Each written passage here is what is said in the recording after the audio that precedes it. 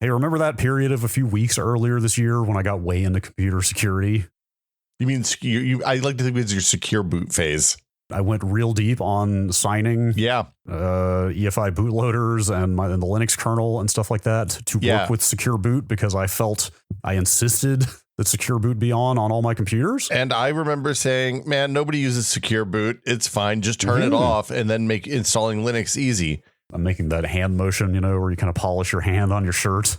Oh, that's what that is. Okay. Somebody was ahead of the curve. Yeah. Okay. So there's some things that happened in the last 15 years of computers, and they're kind of black boxes, and Secure Boot is one of those for me, right? I understand theoretically what's happening, but I don't understand the impacts of how it works. And all the BIOSes, UEFIs, have different descriptions in there of what the settings are. Yeah. And the one time I've screwed it up, it ended up with me reinstalling Windows because I couldn't recover the Windows install with the keys that I had or something. Okay. Now that part I don't get. A lot of the fear mongering I've been seeing. Hang on, we should back up. Point of order. Yeah. The reason we're even talking about Secure Boot is that the Battlefield 6 beta is running this weekend and which on PC. Owns, just for the record. Yeah, it's a good one. I should check that out. Yeah. But on PC, it requires you. Its level of anti-cheat requires you to have Secure Boot enabled on your PC. So in order to run it. This is part of the new anti-cheat. The next COD Blops 7 is going to have Secure Boot required anti-cheat as well. Same thing. And I think part of the theory is they want to make sure that you're not running in a VM. They want to make sure you're not running Windows in a VM, so then you can monkey with the state of the VM from outside the VM. Mm-hmm. B, that's the only thing I can think of because I don't think anybody's running boot level cheating programs. Probably not. I think there's also the enabling Secure Boot also flips on the flag that requires signed drivers, which means that hardware hacking devices that people use that are I think PCI Express cards that interface with software and then can communicate across the system bus or something. Wait, hang on. I need to stop you. Are you suggesting there is cheating hardware out there? My understanding, there was I spent some time in the Steam forums this weekend, Brad. Okay. I need to know about this. Not that I want to cheat, but conceptually, that sounds absolutely bizarre. So there was a thread, and I'm going to see if I can find it, where Battlefield 6 said, hey, we wanted to share an update from our anti-cheat team on Secure Boot and cheats. And then they explained why they did that and how many people they banned, yada, yada, yada.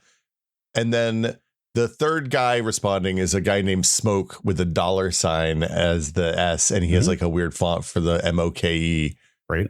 Said, again, Secure Boot does nothing to deal with cheats. All it takes is $100 side tower to spoof a kernel level handshake on that rig, which I assume means you're plugging in a DM. It says a cheater can buy a DMA card, fuser, and KM box for less than $100, which when I did some Googling are things you plug into another computer that you plug into your gaming computer and let you manipulate the state of memory in the game. Interesting. Anyway. Okay. Yeah, on the Secure Boot requires signed drivers. I think that might be at the discretion of the operating system kernel or policy. I mean, I'm talking about in Windows specifically. Yeah. In Windows, I'm sure that's the case. I think it's definitely the case in Linux that if you're running Secure Boot, then the kernel requires kernel modules to be signed as well. Yeah, that makes sense. Secure Boot, since you asked or you said, it's one of those things that's out there and people have heard of it but don't necessarily know exactly. It's just a way of making sure that nothing in the chain of executables that have to boot when you turn your computer on until you get to an operating system login screen have been tampered with. Yeah. So, and they do that simply by enrolling a set of private keys in your UEFI. Also, I'm going to take a pause here. There was a point a year or two ago where I insisted that I would never use the term UEFI, that it would always be BIOS. Yeah, here we are, huh? Well, then I actually looked into what UEFI is and does.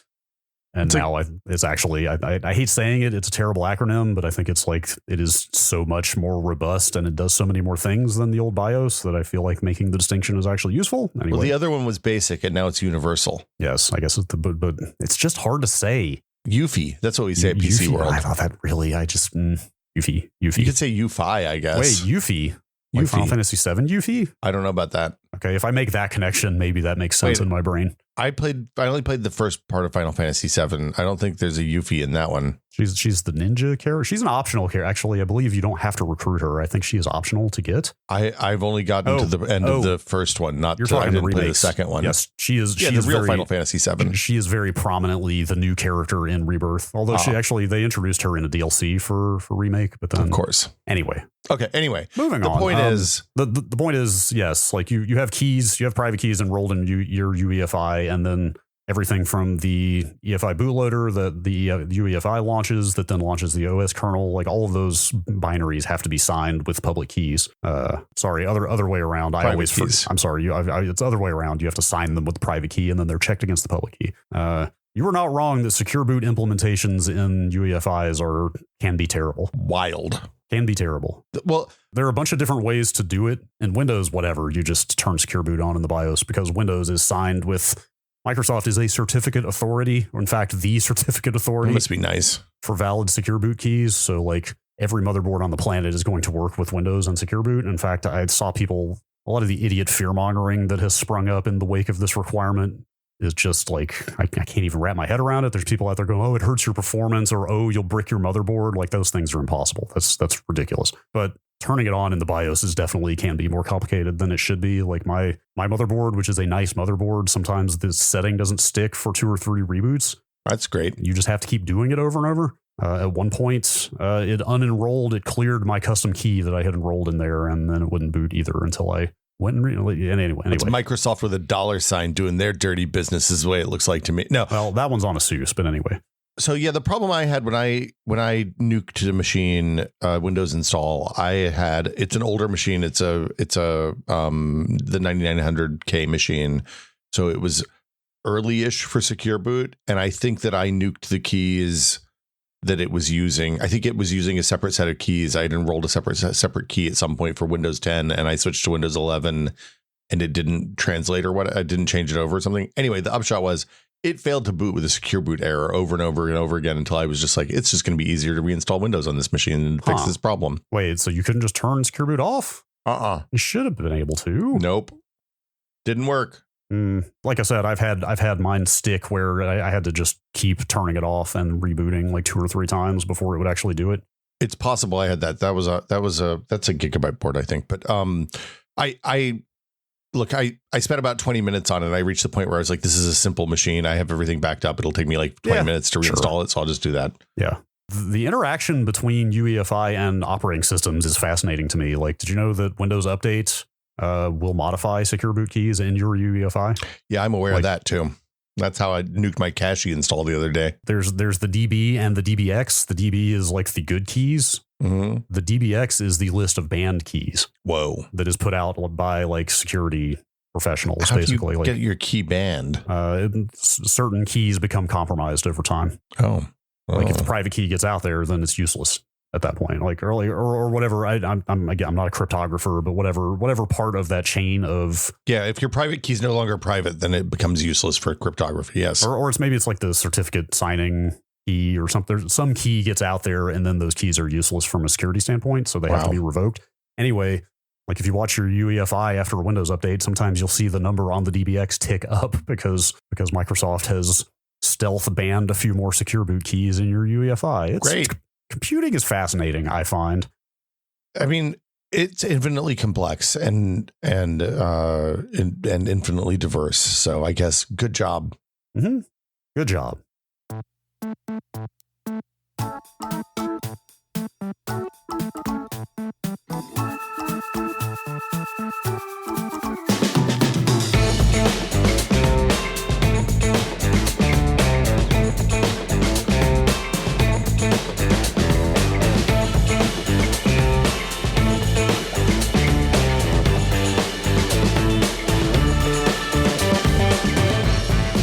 Welcome to Brad and Will Made a Tech Pod. I'm Will. I'm Brad. Hey, Battlefield 6, though, pretty good. Yeah. You get the tanks. I laid on the back of a tank and healed the tank while other people were shooting at me until somebody sniped me off the back of the tank. And I was like, yeah, I deserve that. How's it look? It looks like a single player game, Brad.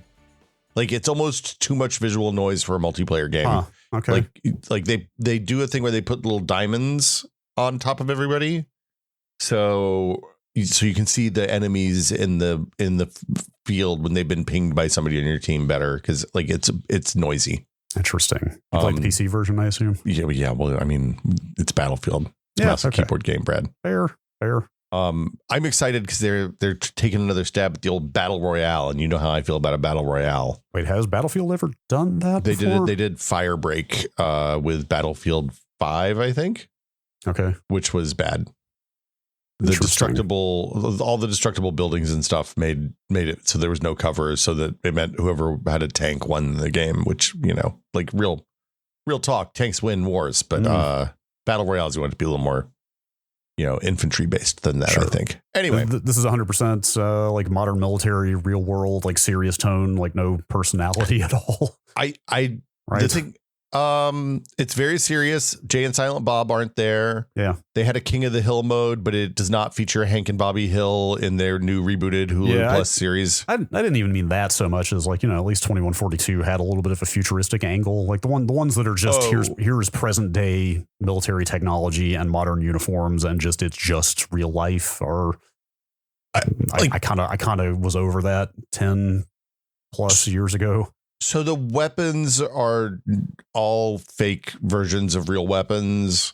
They do have stuff, like they do have future tech in the like skill trees, right? So like, I don't know, but like basically the missiles are fire and forget, aim it. You have to deal with drop or lock on to air targets, and then they can fire flares. There's no like space laser or anything like that. If that's what you're asking, I would describe this as a classic mainline Battlefield. Okay. All right. Sure. I don't know if they're using real countries. I haven't sussed that out yet I keep meaning to check the load screens to see if they have place names or if they're making up fake countries in the Middle East. So that, you know, but it looks like PMC versus military is the battle, which seems ripped from the headlines. It sure does. Yeah. You know what else is ripped from the headlines? What's that? Buy-in appliances. Sure. I guess we have a two. Everybody's for today. doing it. Yes. This is we're recording a little late this week. We have a two for things have been going on. Yeah. I went to Super Nintendo World. We're going to talk about that and the tech that is there, because they did some neat stuff. And I would like to compare and contrast that with the Star Wars land of Batuu in Disneyland. All right. That sounds fun. But yeah.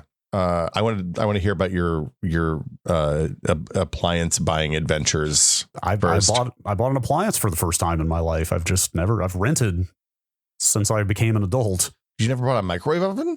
Yeah, but I don't think I count that. Like, okay, major appliance. Anything that could be like delivered normally from Amazon, I feel like is not in the scope here. I'm talking something that's too big for one person to carry.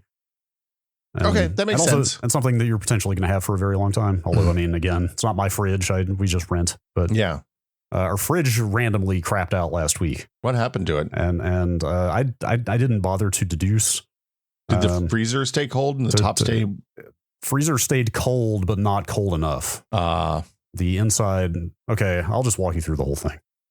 Yeah, paint us a word picture, Brad. At some point it was definitely, I knew it to be an older fridge. I'd never bothered to try to figure out how old until all this went down.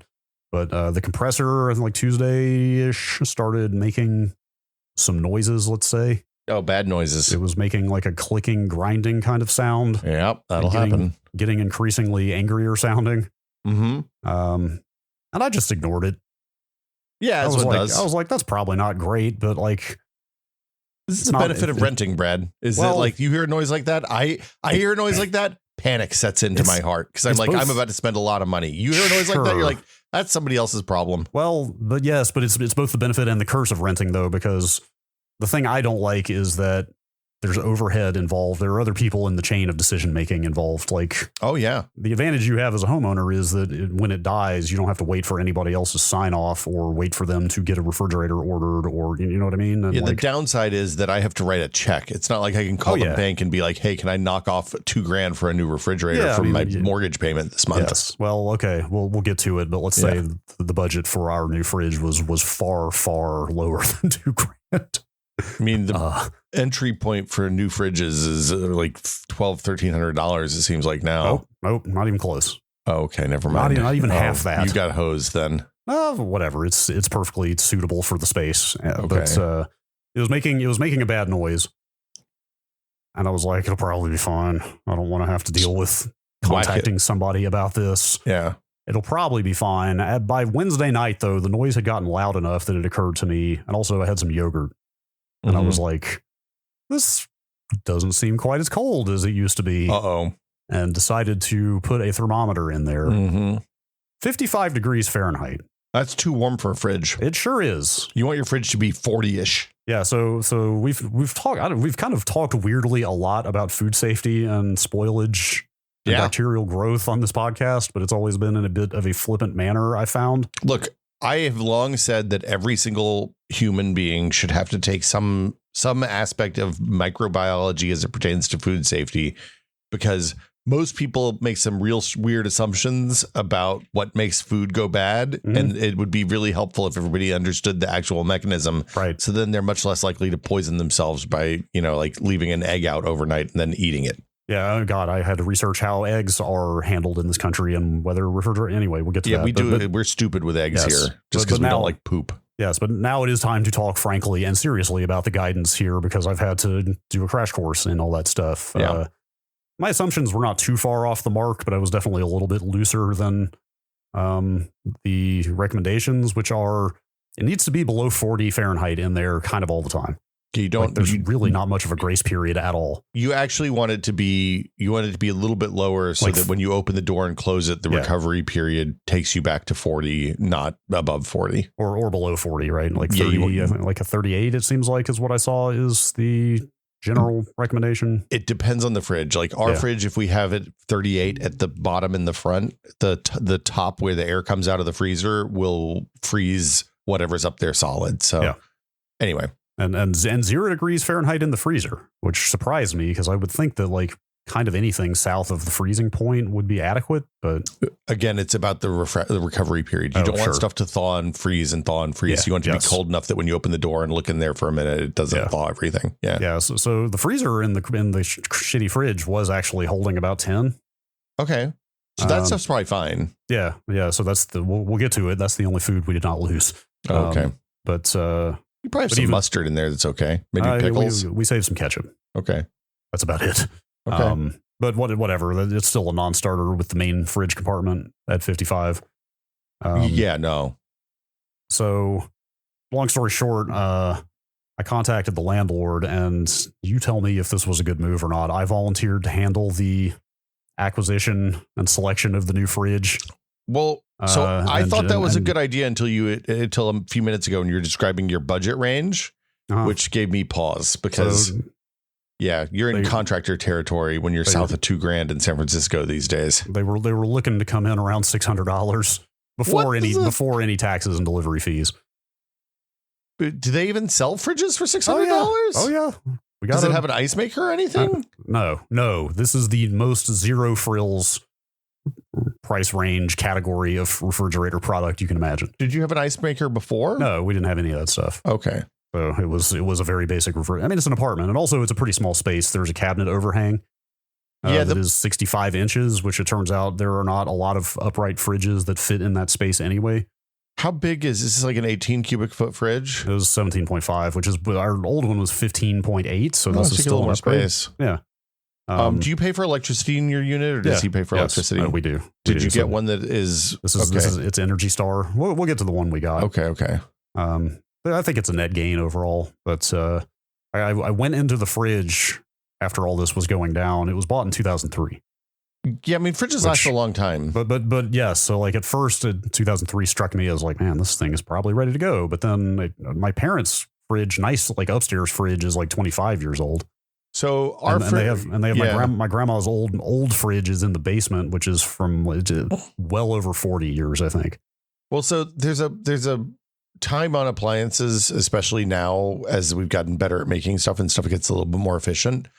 Right up until the point at which we killed the Energy Star program and the ability to track that stuff a few months ago, where keeping old appliances that run on electricity is probably costing you more than you would save. Than you would save. Like that's probably true. Keeping an 80s refrigerator at this point, is not going to be, unless you've replaced the seals and everything, it's going to be leaky. So that means it's going to run all the time. It means it's going to use a ton of electricity. But okay, so first off, I've been looking for a refrigerator for a long time. Oh, the space that they made in the custom cabinetry in our cabinets fits like 4 models of refrigerator. Yeah, that's so kind of where we were at. Yeah, it's like damn the people to hell who decided to do this. And also because our fridge is right up against the wall, it has to have a specific kind of hinge or else you won't be able to open the left side at all, because it hits if the hinge pokes out past the edge of the thing, like it would if it was hanging out with cabinets on either side, it would be no problem. But with the wall there, if the door opens the wrong way, then the door will only open like 30 degrees, and that is obviously bad. So yeah. Anyway, yeah, this experience, we've also got some stuff in the floor that limits the range of door motion here. This whole experience, if and when I ever own a home, I think I'm sold on the like as freestanding a refrigerator as possible concept. Yeah, just put it in the middle of the room. Yep, that's right. Just worship it. All right, so this brings us to Friday, when the temperature in the fridge had been above 50 degrees for over 2 days. I gotta say, I'm shocked that there are $600 fridges in.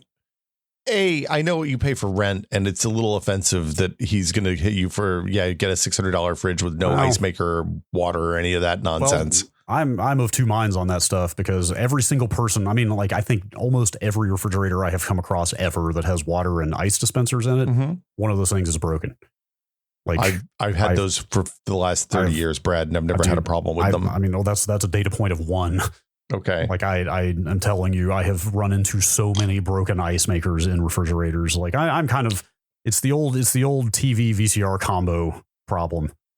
Like I don't like combining a lot of functionality into one unit, because the more things that can break on there, the harder it gets to maintain. I mean, okay, so in fairness, I have replaced an ice maker before, but it was like a $70 part that took 15 minutes to swap out. So it's not like it was That's hard. Fair. That's fine, but whatever. Yeah. I can fill up an ice tray. I'm not worried about that. Wow. But we got to talk about throwing out the food.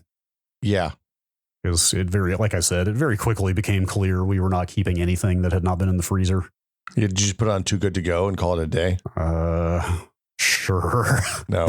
Do you have a compost bin? Yeah, there is a bin downstairs. It was a scene, man.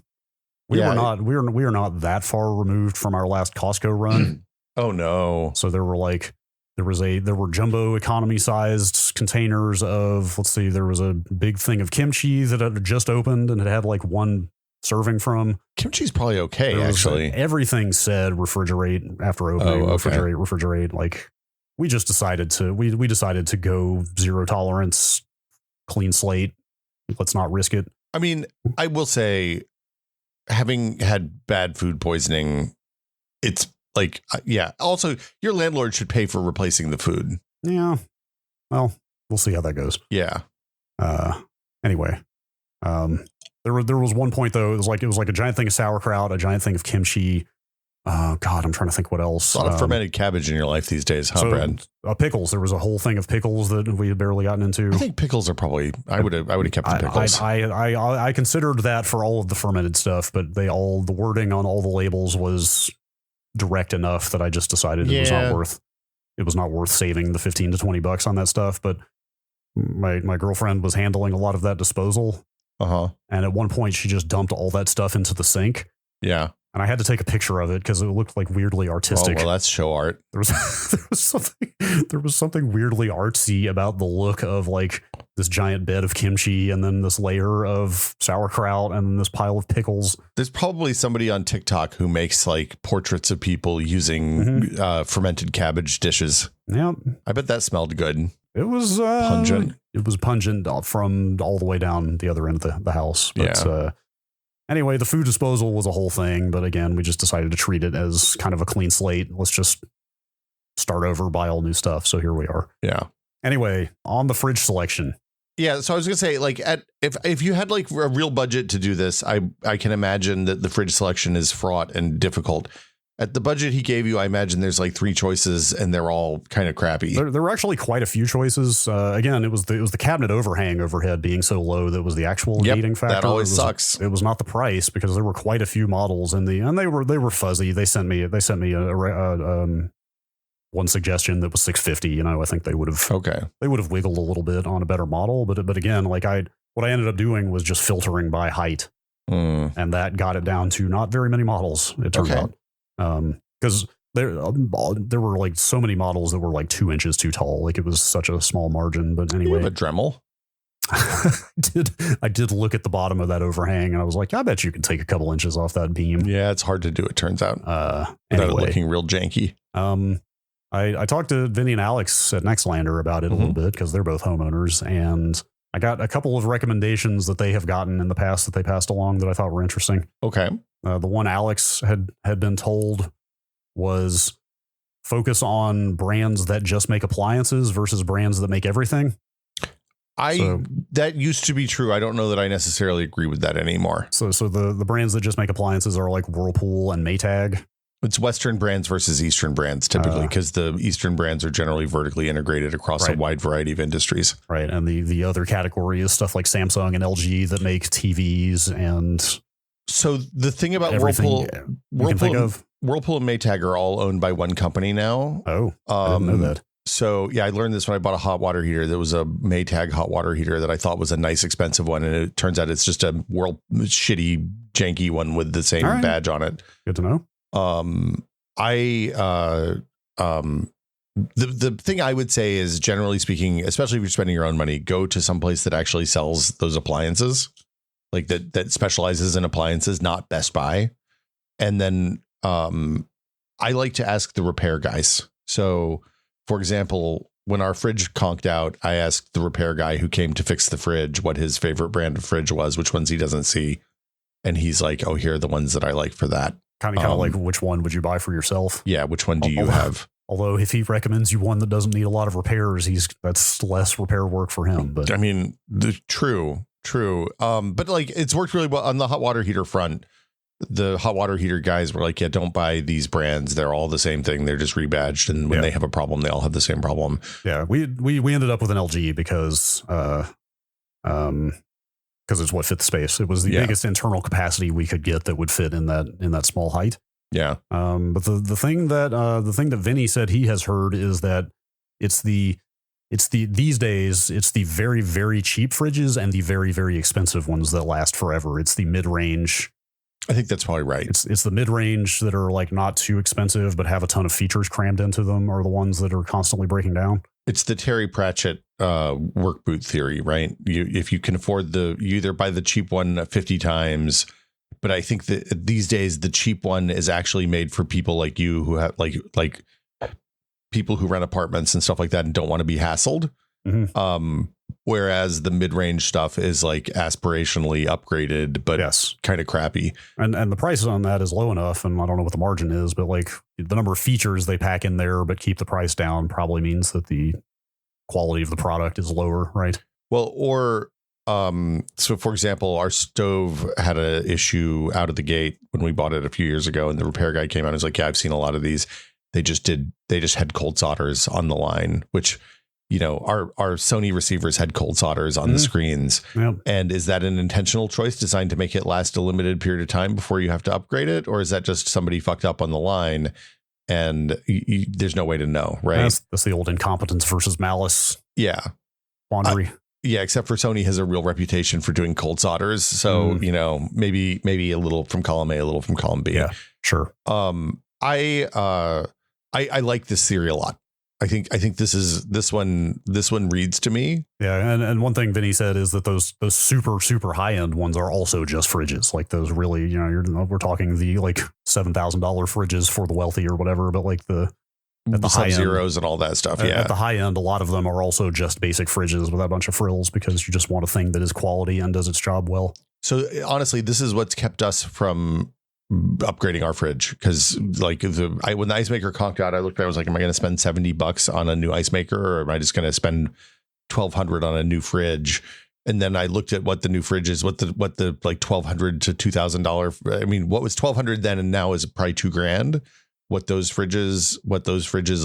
What you get in those, and it's invariably like high complexity. So we like an ice maker and we like water in the fridge with a filter.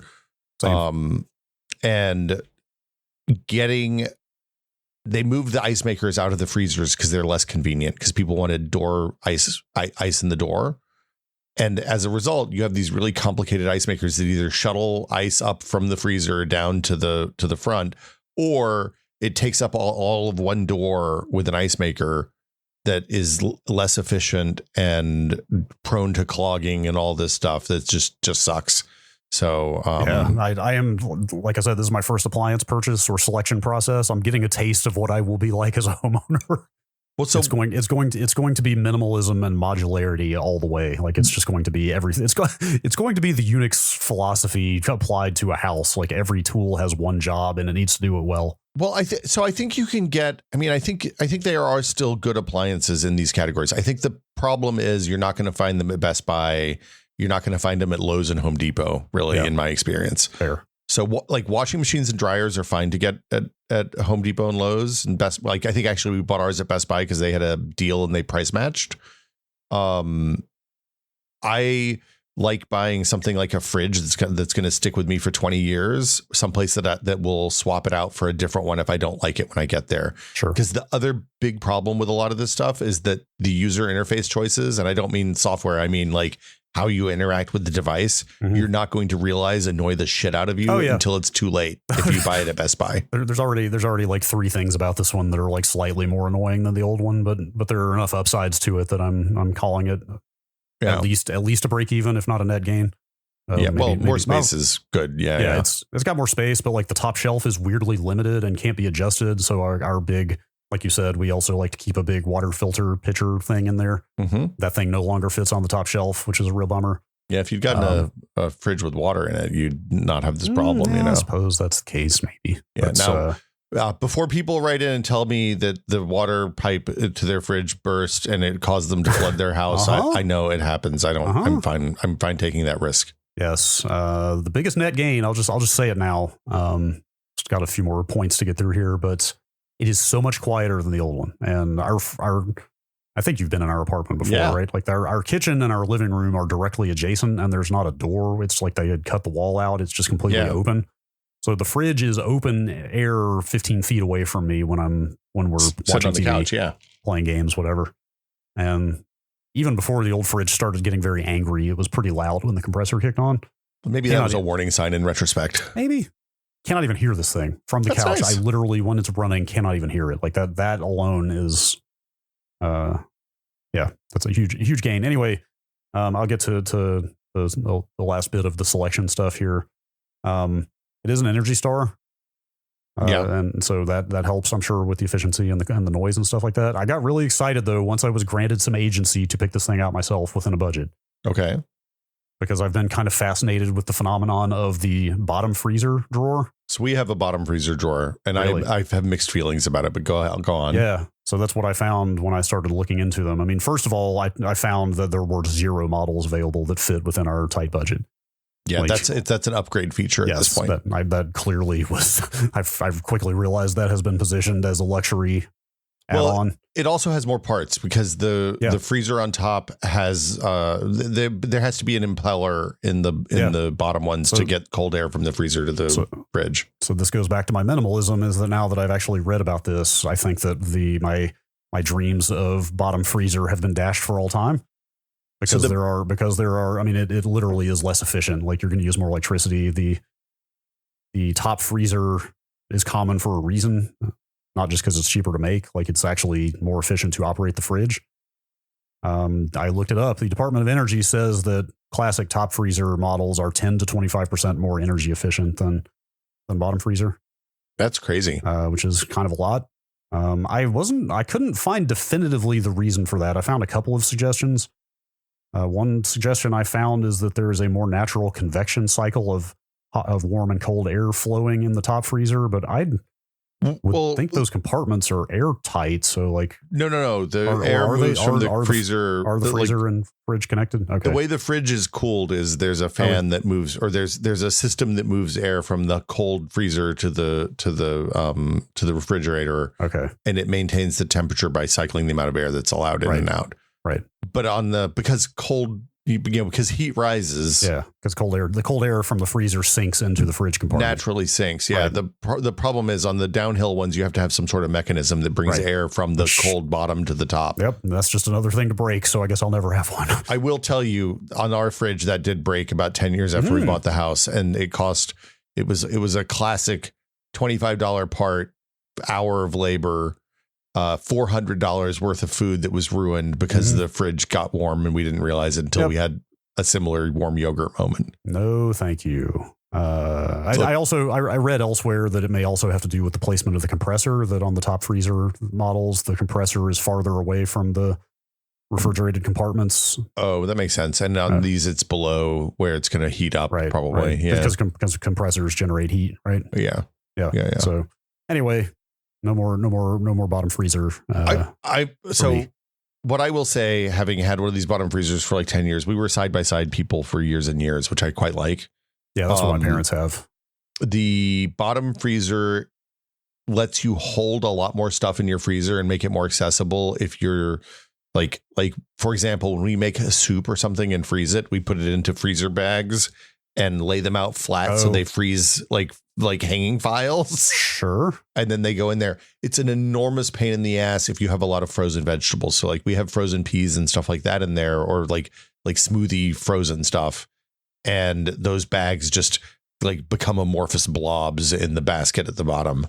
I would much rather have the side by side if I were doing it again. This is one of the reasons, like, I keep waiting. One of the problems we have is because of the where the wall is, the side by side absolutely will not work because because of the hinges hitting the doors and the wall and all that stuff. So anyway, I keep hoping somebody's gonna make a better side by side hinge.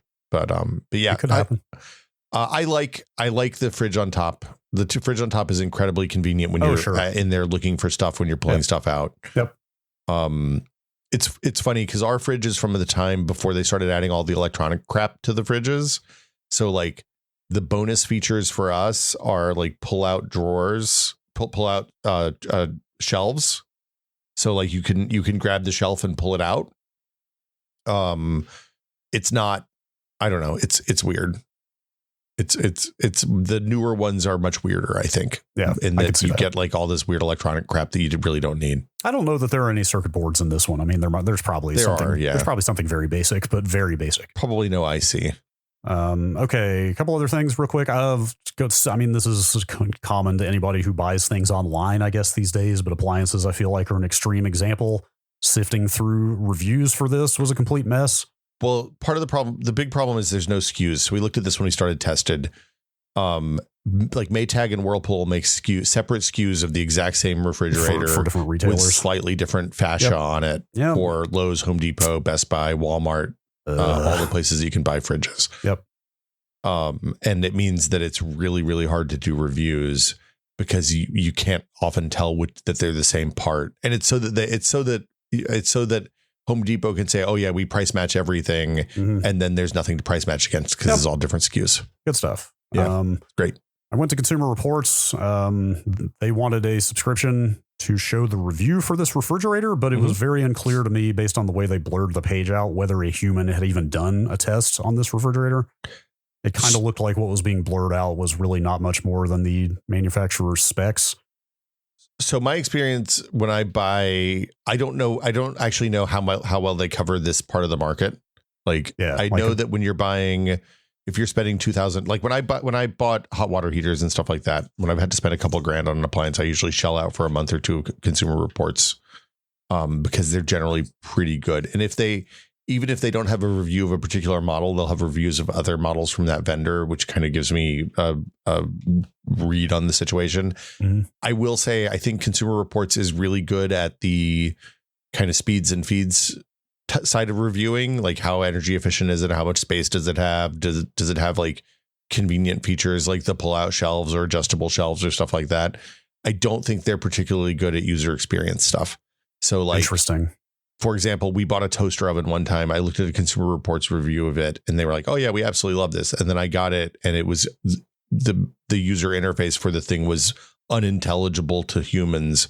And I was like, did you guys try to make a piece of toast in this thing? So I'm I'm a reasonably smart person and I can't figure it out. So we took that one back and got a different one. All right. Yeah, if it had been my fridge in my house, I probably would have shelled out for the sub. But also, again, it didn't look like they had done a review. And I think, like you said, they probably are not covering this segment of the market very intensively. I don't know. I kind of wonder, because I feel like this is like the contractor side of the market, right? And I feel like those people do a lot of volume, and maybe I don't know. I'd be curious to find out. Like I said, I don't really look at this. This is I think of this as like a garage fridge, right? So we're getting to that. This thing is absolutely, this is literally labeled as a garage ready fridge, which I think might have some implications on the thermodynamics of it. And looking at user reviews, absolutely the majority of people I think I saw were using it as a garage fridge. Gotta have someplace to put the beer. Yep, that's right. But man, having a garage and hanging out in your garage and drinking a beer in your garage sounds pretty good. Anyway, yeah, most of the guys I know that do that in my neighborhood don't seem particularly happy, though. So maybe fair. Maybe not something to aspire to. I went through a lot of user reviews on Lowe's and Home Depot and Best Buy, places that had them. Yeah, and on LG's sites, like the phenomenon. I love that.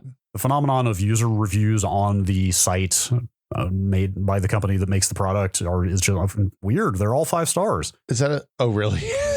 I mean, I guess if you like a fridge enough to go to the manufacturer's website and leave a review, you either really love it or really hate it. Yeah, I don't know. I guess they're legitimate, but like I can't remember which one of those retailers it was. It might have been Home Depot. Yeah, a lot of the reviews were marked as like influencer reviews or part of some like pilot. I can't remember how they phrased it. It was part of some like pilot promotional influencer type program or something. I mean, they to their credit, I think all 3 of those sites did mark legitimate purchases, verified purchases, so you could filter by it. You could see who had actually just paid for the thing and reviewed it. Who's doing influencer reviews of garage fridges? I can't remember exactly what the wording was on that, but it was enough to make me think those reviews were maybe, it's kind of like the Amazon reviews or even the Steam user reviews that are marked like, received as promotional product or whatever. Yeah, stuff like Amazon has been seeding reviews with some like Prime reviewers for years and years now. Yeah, and one of those retailers had the same user reviews from the LG site mixed in, and at least they were labeled as from the manufacturer's site. But I thought that was another weird way to muddy up the look, man. The home warehouse business is wild. That's the impression I was getting. Anyway, we'll wrap this up, but so that LG we got is labeled as garage ready, which I got the sense means it's rated to perform in higher ambient temperature. It could be that it works in a wider range of temperatures. Yeah. It could be that it's noisier. It could be that it doesn't work well in a cabinet in an enclosed space. I think it's probably just marketing, though, that they're saying, "Hey, this is a fridge you can put in your garage because it's cheap." Well, part of that description said it's rated to work in ambient temperature up to 100 Fahrenheit. I think that's probably normal fridge, though, Joe. Some of the user reviews maybe disagreed with that part a little bit. But it's been 100 degrees in my house when we've had a bad heat wave before. Yeah. And then last thing, I'm sure old hat for anybody who's ever bought a fridge. I was surprised that they said it takes 24 hours for it to be fully cold. Yeah. Because I have a thermometer in there and like literally this thing seems very powerful. After like 2 hours, the freezer was reading -10. Well, yeah, but there's nothing in there. The other stuff has to cool down and yeah. So I was wondering, is that the actual like structure of the fridge has to get cold as well? I think you're probably the first person who's ever read those instructions, Brad. Well, the delivery guys also stressed on the way out the door. They're like, hey, 24 hours before it'll be all the way cold. Oh, there you go. There's mass. It has mass. Right. Like, it's not that I'm worried about it. I'm just curious what the physics of that are. Like, I just like knowing how things work and why they are the way they are. I wondered if that meant that like parts of the actual structure of the fridge had to reach equilibrium. Is your thermometer metal? It is metal. Yeah. So the inside of the fridge is plastic, right? Yes. So metal conducts heat. So air to metal interface is going to be way better than the air to plastic interface is my guess. Of course. Okay. Yeah. Good to know. Yeah. All right. But you need a steel refrigerator so then it cools down real fast. Yeah. And if you lick it, you'll stick to it. Okay. Anyway. Yeah. I'm excited to have a refrigerator again. Eating out for every meal actually is not all it's cracked up to be. No, it sucks. Yeah. It's bad for you. Uh-huh. I bet you ate out a lot at Super Nintendo World. So, yeah, we went to Universal Hollywood, which is like a small theme park on the side of the North Hollywood Hills in Los Angeles. We were down in Los Angeles for something else and had an extra day. And we were like, hey, I want to see Super Nintendo World, which is the new addition to Universal's host of theme parks, I guess. Like that's the place where they have the Harry Potter world. They have some Simpsons stuff. They have Jurassic Park rides. It's where Back to the Future used to be before they got rid of that. RIP. And the Water World. Famously, the Water World show is there with the jet skis and the fire. Yeah, I still haven't been. Nobody else in my family has any interest in going to see the Water World show, so I get hosed out of going every time. Did I hear? I should look this up. After we did Water World for the Nextlander Watchcast last fall, I will always remember it because it was the night of the election. Oh God, that's grim. Anyway, I thought I might have read after we did that Watchcast and I was Googling around that Waterworld attraction is like insanely popular. It fills up every time. Yeah. Yeah. You have to get in line for it. For all of the iffy reputation of the movie, that attraction is like actually one of their most successful things. All I know is every time I've been there, occasionally you see a big flare go up, which I assume is the smokers seeing the swimmer. Are they doing like smokers and makeup and everything? I assume that they have Dennis Hopper's animated corpse there. Man. But yeah, they jump jet skis through rings of fire in a giant tank, Brad. Why would I not want to see that? I might have to put that on my list. Anyway. If you want to go sometime, let me know. I'll totally go down with you. We should road trip in the Ionic. I'm going to see if that thing goes on anyway. Okay. So hold on. Side note. This is the first time we've done a long, like more than one charge drive with the Ionic. Oh, I thought you had done LA trips. I haven't been to LA since we got that car. Really? No, I've been out to the Valley a few times. We went to Tahoe, but we charged. We left full. Charged at Harris Ranch, which is basically the halfway point, and we got all the way to Santa Clarita and had enough charge to get there with like 10% to the hotel, with 10% left. Okay. No. And then I had to pee, so we stopped at Walmart and charged and peed for like 5 minutes, but that was it. Was that getting white knuckle on the charge when you're approaching 10%? No. That's a calculation of, are we going to really screw ourselves if we try to push this? 10% is 30 miles. So I called the hotel to make sure they had chargers, because if they didn't have like L2 chargers there, I would have stopped and put more juice in it. So I didn't have to fool with it the next day. But yeah, no, it was good. How long did you have to charge at Harris Ranch? We charged for 25 minutes, I think. Okay, right, we had stopped and picked up some food. The kiddo went and sat and ate at a picnic bench. I went to the barbecue place across the street, grabbed a barbecue sandwich, ate half of that, and we were ready to go. All right. Yeah, it was Sounds good. Okay. It was good. Okay, so Universal Studios. It's also worth mentioning, they have the studio tour there, which is where you get on the studio tour bus. Like you're going to drive around the back lots and they drive you around the back lots a little bit. And then it turns out to be a fucking awesome ride. Oh, like the thing from The Wizard? I don't know. I've never seen The Wizard. You're probably good, actually. Okay. We did that for the Watchcast as well. And man, talk about movies that don't hold up. Is that the Fred Savage Nintendo one? Yes, that's the Fred Savage road trip across the country to the Nintendo World Championship movie. Oh, man. It's bad. Oh, that sucks. But yeah, so you ride the cart and you see young Peter Jackson talking about King Kong, and also anyway, it's good. It's a good ride. So Super Nintendo World, you walk into, it's down in the lower lot down near the sound stages, and you kind of walk around a corner and you see a tunnel, a pipe, and like Mario Brothers hills.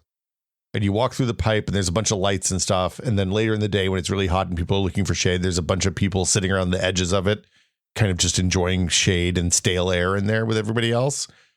And then you turn a corner and there's like Mario 64 pictures that like they look like you can jump into. When you try and jump into them, it doesn't work.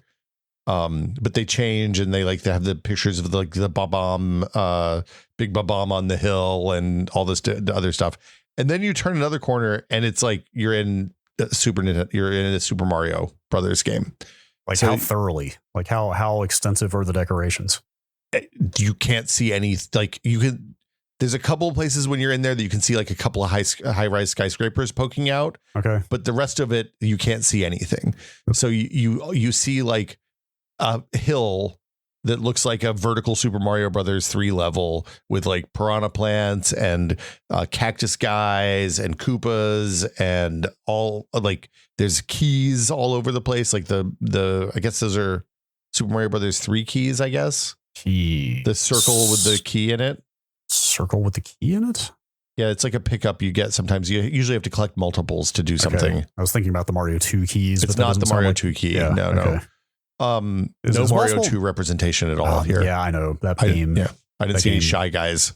That game does not get its due. No, Birdo erasure will not stand. Is it possible to color asphalt? Or I don't know if that's what they're putting down there, but it seems like you can paint it, but this is like a treated floor surface. It looks like bricks and stuff. Oh, so they do make it like themed.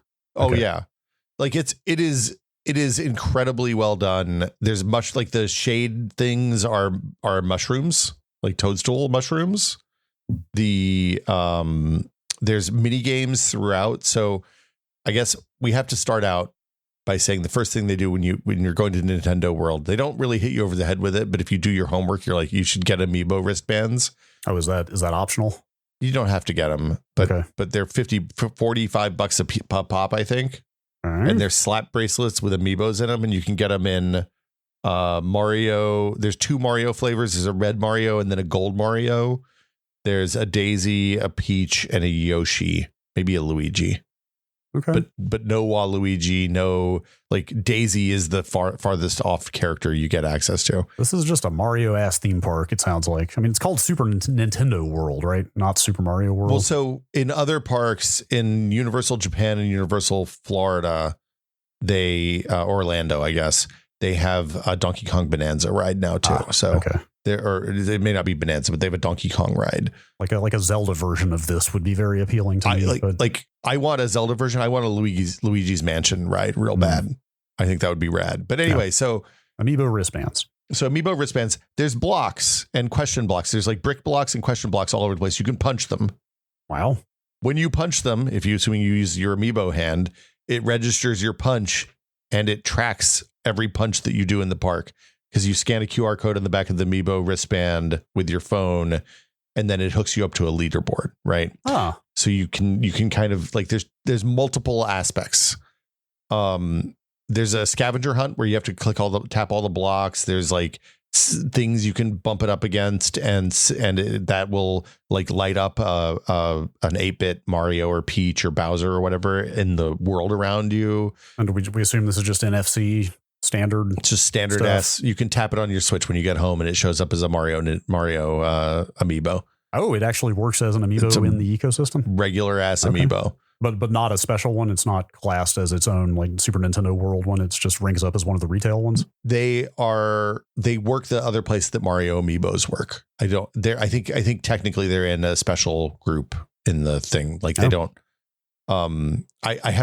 I don't think I've played a Mario game since then, but I'll tap it and see. Not a huge deal. I mean, I was thinking the reason I was asking if they are classed as their own specific Amiibo is they could lock specific unique rewards up behind them in games and stuff. I don't know if would hope so or not.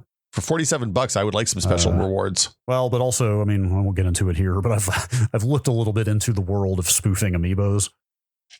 Oh, I've done the hell out of it. When we were deep in Animal Crossing, I bought a bunch of those discs. I haven't bought an Amiibo in 5 years. Yes, it is wildly doable. There's an app called Ally on your phone that you put it into dark mode or something, and then you can just download a spreadsheet full of Amiibo codes. And look, I'm just saying, getting those Zelda costumes in Tears of the Kingdom was pretty easy. Mm-hmm. Anyway,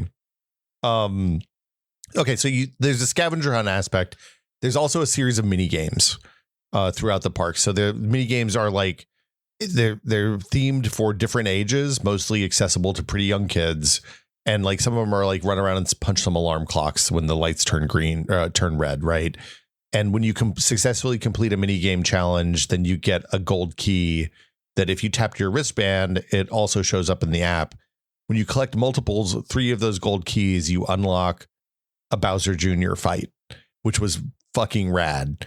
So you go into this room where there's no line because nobody knows that they should be doing this. And hardly anybody's actually doing this because it didn't look like very many people bought the wristbands. But you stand in front of a big screen with like 5 or 6 other people and you see your silhouette on that screen. and it's like a fiery kind of background, like a Bowser fight in a modern Mario game background. And it gives you countdown 3, 2, 1, go, and it tells you what to do. And you punch bombs and Koopa shells as they come down. You have to duck under bullet bills that cross the screen at different times. You have to punch power-ups, and it looks like your silhouette is a shadow from the projection behind you. But then when you hit a mushroom, the silhouette gets big. Huh. And when you jump, your guy jumps way, way, way up in the air, like 10, 15 feet up in the air. Okay. It's like 5 minutes. It's really stupid. It was really good. It made me wish that there was more stuff like that tied to the Amiibo wristbands. I bet the people who build modern theme park attractions like this have some of the most fun doing their jobs of anybody on the planet. I think it's got to be a fun job. Yeah. Because like just the nexus of like user experience and modern technology and creativity and the whole thing, you know, it's just like there's so many ideas and probably near unlimited budget, or, you know, like pretty hefty budget. Yeah. And like you can, the range of like crazy ideas you can have and then just execute in that space must be really fun. Well, I mean, this was gamier than most of these that I've seen have been, right? Which, like, I want to say in the Wizarding World of Harry Potter, they have like stations as you're walking around the shops area where you can buy a wand for $80 or $100, I'm sure, and you wave it in front of some cameras, and then it makes some prop that's in a shop window do something, like lift up off the ground or shake or something. And this stuff felt more impactful for this, because everybody can engage with, like, all the kids were up there punching blocks whether they had wristbands or not, because punching the blocks makes a good sound, and it like lit up and it was fun, right? Oh wait, so you could get in there without a wristband? Or yes, in fact, I was going to ask earlier how they gate access to this thing if you have to. It's just you walk in. It's just a normal part of the park. There's no gated. I think they do a first hour. You have to have a reservation. Oh, I'm sorry. It's the way the notes were worded. I thought you had to do something with the wristbands to like unlock access to this thing. That's not the case. The Bowser Jr. thing you can only do if you've completed the scavenger hunt. Okay, that's what I was asking. The rest of Super Nintendo World you can just walk into. Yeah. But that's what I meant though. How do they limit access to Bowser Jr. with the wrist? Do you have to swipe the wristband to open the door or something? So yeah, you walk up and hit a wristband on a thing, and it's like turns one color if you're approved and another if you're not. Got it. Only one person in your party had to be approved. So if you're going with your kid and you don't want to spend $300 on wristbands, you can just get one and make one kid do all the work, and then everybody can benefit. They had some other stuff like the other Nintendo brand that was represented here that wasn't Mario was Pikmin. Weird. There were little Pikmin all through the park, like kind of hidden all over the place. And like some of the scavenger hunt things were like, look at Pikmin. They, the binoculars, the big green binoculars from like the 3D Mario games. They had those up on a kind of out of the way edge of the park that you didn't go to if you weren't doing the scavenger hunt stuff. And it had a digital, like it was basically like a camera with a screen, and you could aim it and zoom in and out at different parts of the park and see like Pikmin hiding up on the top of the far side of the thing where you'd never be able to see it otherwise. It was weird and like oddly half-assed. Like it felt like there should be more stuff there. I simultaneously really enjoyed the Bowser Jr. thing. I thought the scavenger hunt was kind of okay, but like the right amount of tedious. Like you only had to get 3 of the keys, which was like you kind of could do incidentally if you were just whacking blocks when you walked by them. I wish that there was more stuff like the Bowser thing, because it felt like that was really fun. It was really clever. It felt like a game, which feels appropriate for Super Nintendo World. And overall it's pretty good. The other thing I want to say is in the Star Wars Land and Disney, they have the same kind of stuff, right? So there's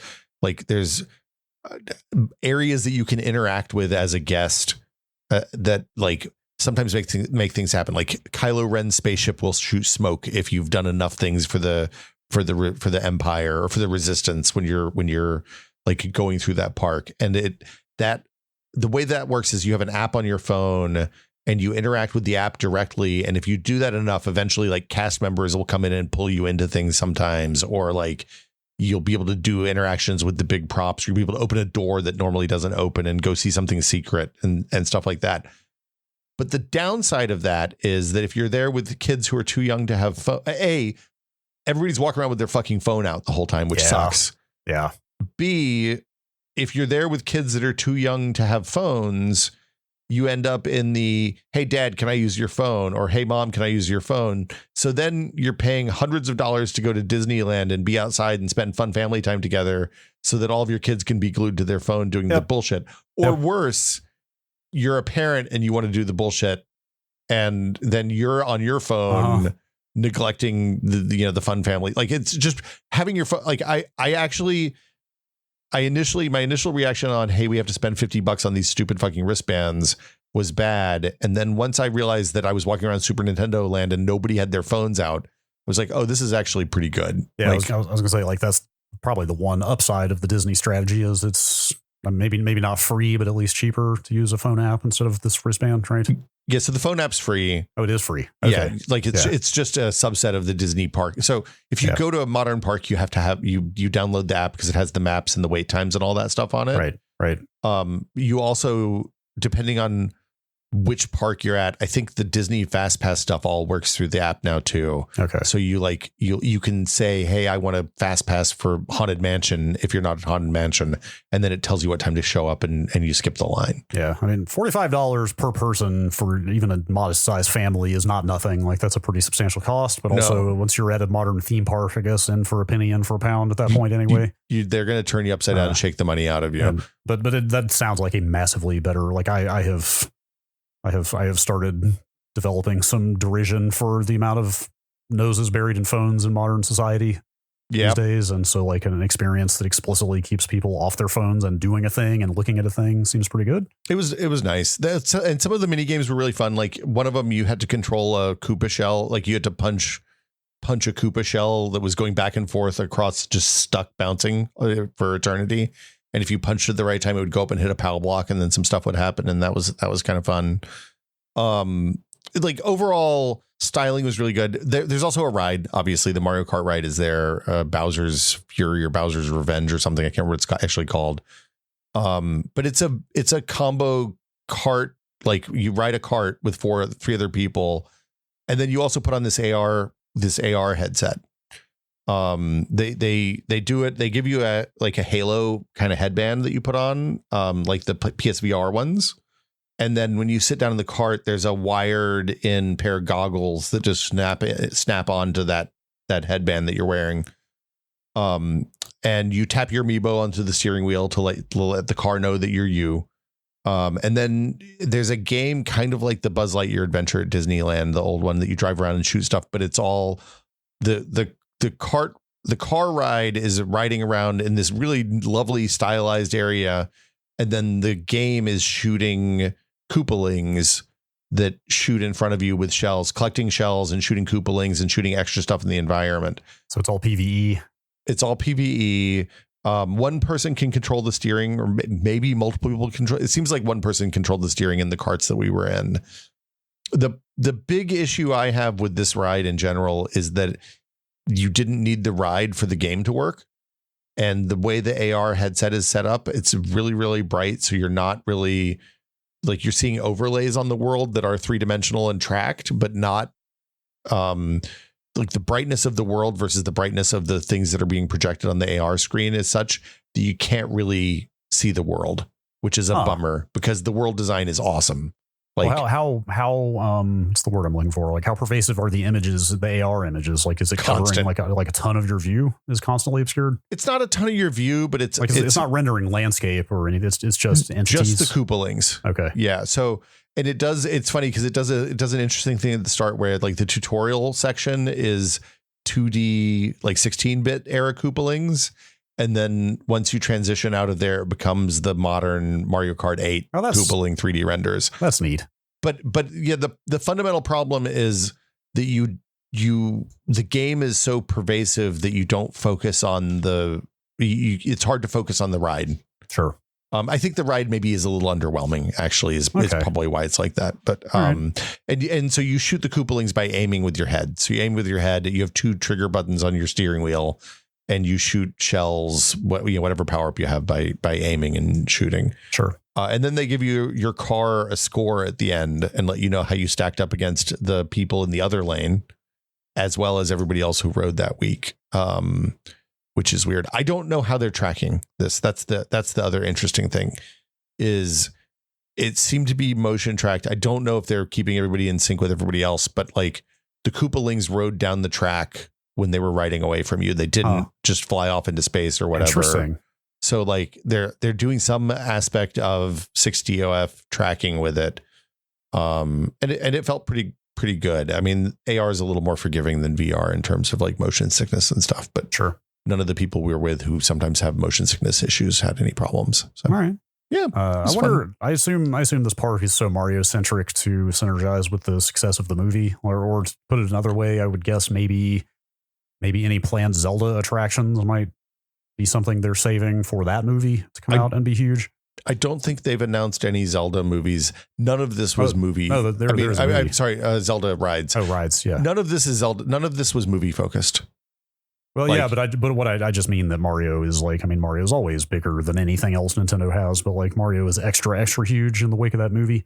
I mean, I guess so. I guess that's why they did the Donkey Kong thing next, probably. Maybe. It's weird because like the queues, one of the things that Universal does really well is their queue styling is really good. So when you're waiting in line, there's a ton of interesting stuff to look at. And it like the queue is walking through Bowser's castle. Okay. So you like, there's a huge picture of Bowser. There's like, but it's all Mario Kart 8 styling. So like the track, like the circuits are all, there's badges for the circuits on the walls everywhere. They're all the Mario Kart 8 ones. The trophies are all the Mario Kart 8 ones. So you're saying they have old Donkey Kong? I'm saying they have old Donkey Kong, classic DK. They have obsolete Donkey Kong? I don't know if Donkey Kong actually shows up in there. They have bananas, but I don't know if I saw Donkey Kong in this. I mean, Donkey Kong's in Florida, he's a Florida man. Yes. Welcome to your Florida Kong. Man. I mean, I'm not wrong. I think you're probably exactly right. Yeah. So yeah, it's really, I love walking through the queues. The lines weren't too bad. It was like a 50-minute wait most of the time we were there. And then they do like a whole tutorial video where they show you how to put on the helmet and how to play the game. They show you how to play the game like 3 times, which I thought was interesting. And that's pretty much it. We had lunch at the Toadstool Cafe, which I'd been recommended to get a reservation for. It was park pretty good. I would say good to very good for park food. I'm looking for a menu. Yeah, I had a Mario burger. Everything has mushrooms on it. Oh, wow. Because it's, Mushroom Kingdom. I love mushrooms, but some people certainly do not. Well, so most of our party does not like mushrooms. One of the things that I think they did a kind of crap job on is all of the food that you order at a sit down place at Universal, you can get them to customize because they make it all to order. Okay. So it's not like typical theme parks where there's 50 million corn dogs back there and you just get the corn dog that they make for everybody. So we got all of our stuff without mushrooms, and like the fries came without truffle oil and all that stuff. But they don't really make that clear until you're talking to a person ordering food. Got it. Which like was a source of stress. I finally found the menu. Yeah. Yoshi's Fettuccine Alfredo. Yeah. It was a real plate of pasta. I saw somebody get that at the table next to us. Somebody got this enormous Bowser's Dynamite meatball, I think. Bowser's Fireball Challenge. There you go.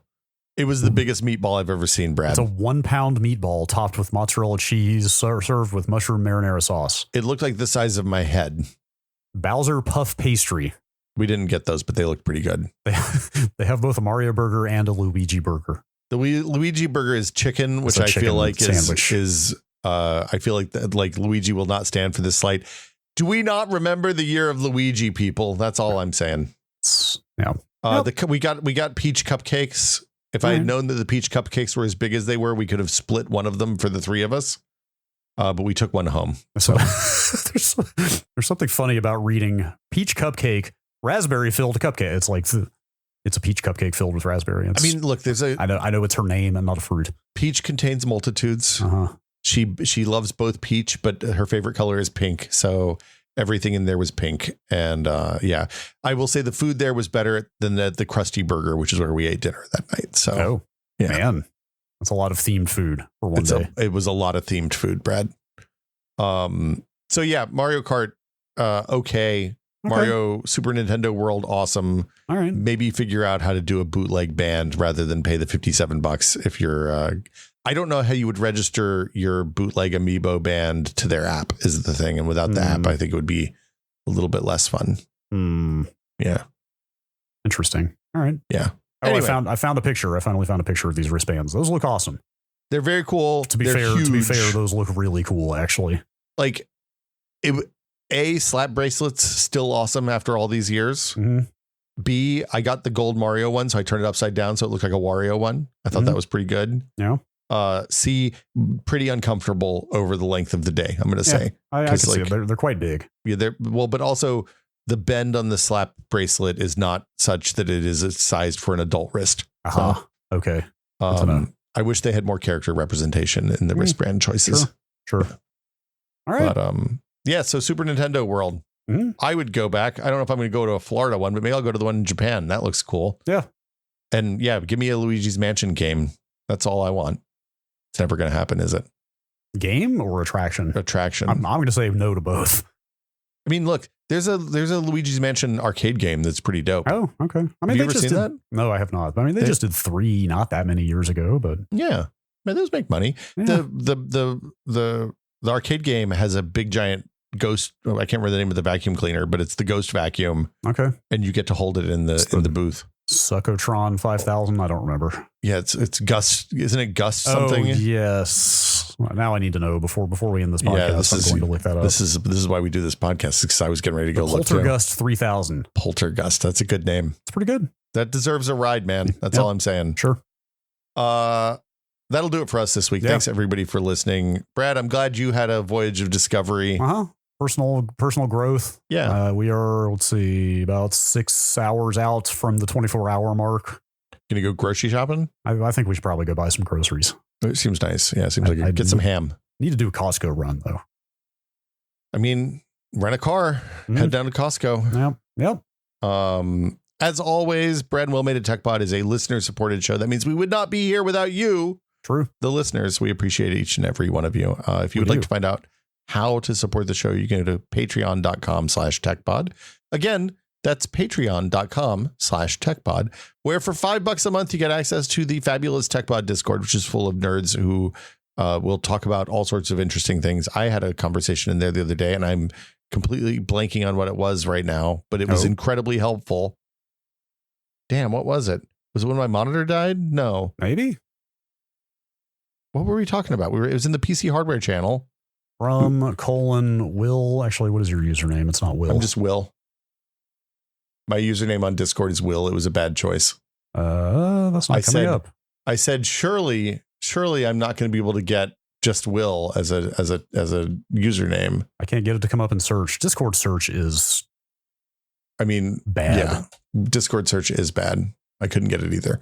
Anyway, you get access to the Discord. You get the monthly patron exclusive episode where we talk about projects that are going on and things that we find interesting, but not so interesting. We're going to do a full episode about, and other stuff, just things and stuff. Sometimes we have an interview with people. We might do some more interviews there, because I liked doing those interviews and it was fun. Yeah.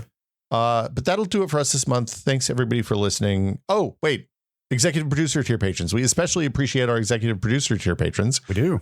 Including Jason Lee, Andrew Slosky, Jordan Lippett, Bunny Fiend, Twinkle Twinkie, David Allen, James Kamek, and Pantheon, makers of the HS3 high-speed 3D printer. Thank you all so much. Yes, thank you. And that'll do it for us this month. We will be back this week. Mm-hmm. Feels like it's been a month already. It's already mid-August. What's happening, man? We've been over this. Yeah. Time is fungible. I understand. You know what's happening. Your Fudge Hog's just getting older every day. So it's getting gray back there. Man, Fudge Hog is eternal. Okay, Fudge Hog will never look. We need a Fudge Hog land, is what we need. Where's the Viva Pinata land? You don't even say the. Can you imagine? Brad, I did get my picture taken with Toad. Okay. I didn't wait in the Mario and Luigi line because they were too long. Toad deserves love too. yeah, Toad was super stoked. I got my picture taken with Toad and a fake Krusty the Clown. So Toad picks things up the fastest. Yeah, arguably the best character. Fastest jump too. Mm-hmm. Yeah, true. Easily in the bad Mario game, Toad is the best. But yeah, we'll be back next week with another edition of the Tech Pod. Thanks for listening, everybody. Thanks for listening, everybody. I can't say everybody today, Brad. I'm not cutting any of this out. God damn it! No, you got to cut this out. Nope. Try again. Thanks for listening, everyone, and we will be back next week with another edition of the Tech Pod. As always, please consider the environment before printing this podcast.